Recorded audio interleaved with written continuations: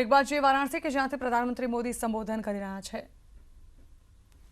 सारंगी और पखावज हो या सहनाई हो, मेरे बनारस के तो रोम रोम से गीत, संगीत और कला झरती है।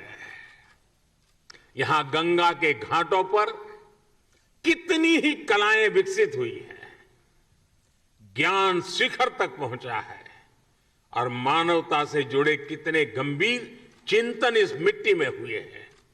और इसलिए बनारस गीत संगीत का, धर्म अध्यात्म का, ज्ञान विज्ञान का एक बहुत बड़ा ग्लोबल सेंटर बन सकता है। साथियों, बौद्धिक विमर्शों के लिए, बड़ी सेमिनार्स और कल्चरल इवेंट्स के लिए बनारस अपने आप में एक आइडियल लोकेशन है। देश विदेश से लोग यहां आना चाहते हैं, यहां रुकना चाहते हैं। ऐसे में अगर यहां इसी तरह की इवेंट्स के लिए सुविधा मिलेगी, इंफ्रास्ट्रक्चर होगा, तो स्वाभाविक है बड़ी संख्या में कला जगत के लोग बनारस को प्राथमिकता देंगे। रुद्राक्ष इन्हीं संभावनाओं को आने वाले दिनों में साकार करेगा।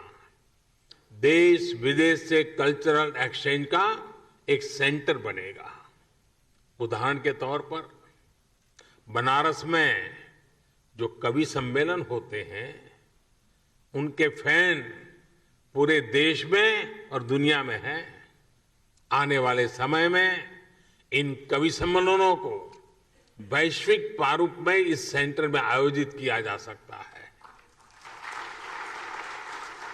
यहां 1200 लोगों के बैठने की व्यवस्था के साथ सभागार और सम्मेलन केंद्र भी हैं, पार्किंग सुविधा भी है और दिव्यांगजन के लिए भी विशेष इंतजाम है।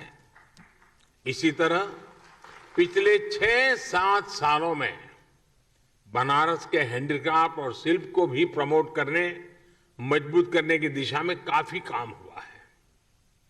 इससे बनारसी सिल्क और बनारसी शिल्प को फिर से नई पहचान मिल रही है।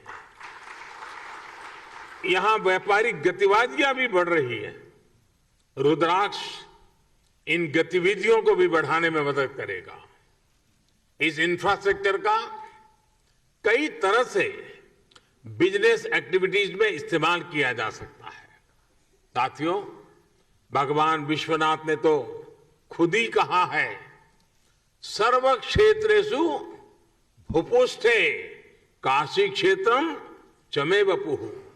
अर्थात काशी का तो पूरा क्षेत्र ही मेरा स्वरूप है। काशी तो साक्षात शिव ही है।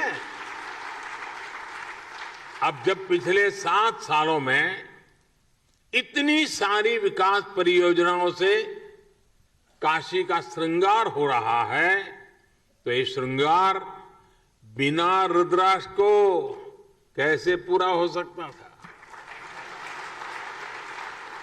अब जब ये रुद्राक्ष काशी ने धारण कर लिया है, तो काशी का विकास और ज्यादा चमकेगा और ज्यादा काशी की शोभा बढ़ेगी। अब ये काशी वासियों की जिम्मेदारी है। मैं आप सबसे विशेष आग्रह भी करता हूं कि रुद्राक्ष की शक्ति का पूरा उपयोग आपको करना है। काशी के सांस्कृतिक सौंदर्य को, काशी की प्रतिभाओं को इस सेंटर से जोड़ना है। आप जब इस दिशा में काम करेंगे, तो आप काशी के साथ पूरे देश को और दुनिया को भी जोड़ेंगे। जैसे जैसे ये सेंटर सक्रिय होगा, इसके जरिए भारत जापान के रिश्तों में, उस रिश्तों को भी दुनिया में एक नई पहचान मिलेगी। मुझे पूरा विश्वास है, महादेव के आशीर्वाद से आने वाले दिनों में ये सेंटर काशी की एक नई पहचान बनेगा। काशी के विकास को नई गति देगा। इन्हीं शुभकामनाओं के साथ मैं अपनी बात को समाप्त करता हूं। मैं फिर एक बार जापान सरकार का, जापान के प्रधानमंत्री जी का विशेष रूप से आभार व्यक्त करता हूं और बाबा को यही प्रार्थना करता हूं, आप को स्वस्थ रखें, खुश रखें, सजग रखें और कोरोना के सारे प्रोटोकॉल का पालन करने की आदत बनाए रखें। आप सबका बहुत बहुत धन्यवाद। हर हर महादेव। धन्यवाद।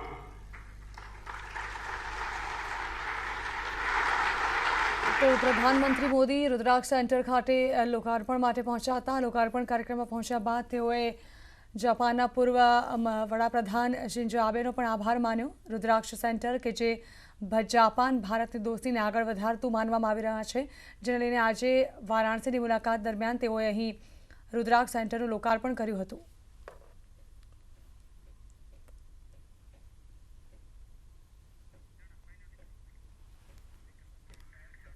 તો આ હતા અત્યાર સુધીના તમામ ખાસ સમાચાર. વધુ